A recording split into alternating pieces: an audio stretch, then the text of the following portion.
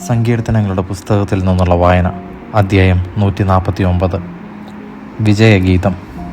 കർത്താവിനെ സ്തുതിക്കുവിൻ, കർത്താവിന് പുതിയ കീർത്തനം ആലപിക്കുവിൻ. വിശുദ്ധരുടെ സമൂഹത്തിൽ അവിടുത്തെ പാടിപ്പുകഴ്ത്തുവിൻ. ഇസ്രായേൽ തൻ്റെ സൃഷ്ടാവിൽ സന്തോഷിക്കട്ടെ. സിയോൻ്റെ മക്കൾ തങ്ങളുടെ രാജാവിൽ ആനന്ദിക്കട്ടെ. നൃത്തം ചെയ്തുകൊണ്ട് അവർ അവിടുത്തെ നാമത്തെ സ്തുതിക്കട്ടെ.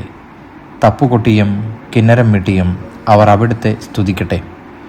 എന്തെന്നാൽ കർത്താവ് തൻ്റെ ജനത്തിൽ സംപ്രീതനായിരിക്കുന്നു. എളിയവരെ അവിടുന്ന് വിജയമണിയിക്കുന്നു. വിശ്വസ്ത ജനം ജയഘോഷം മുഴക്കട്ടെ. അവർ തങ്ങളുടെ കിടക്കകളിൽ ആനന്ദം കൊണ്ട് പാടട്ടെ. അവരുടെ കണ്ടങ്ങളിൽ ദൈവത്തിൻ്റെ സ്തുതി ഉയരട്ടെ. അവർ ഇരുവായ്ത്തലയുള്ള വാൾ കൈകളിലേന്തട്ടെ. രാജ്യങ്ങളോട് പ്രതികാരം ചെയ്യാനും ജനതകൾക്ക് ശിക്ഷ നൽകുവാനും തന്നെ.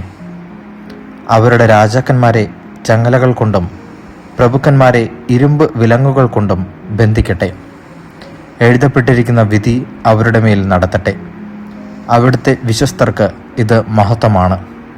കർത്താവിനെ സ്തുതിക്കുവിൻ. ദൈവവചനമാണ് നാം കേട്ടത്.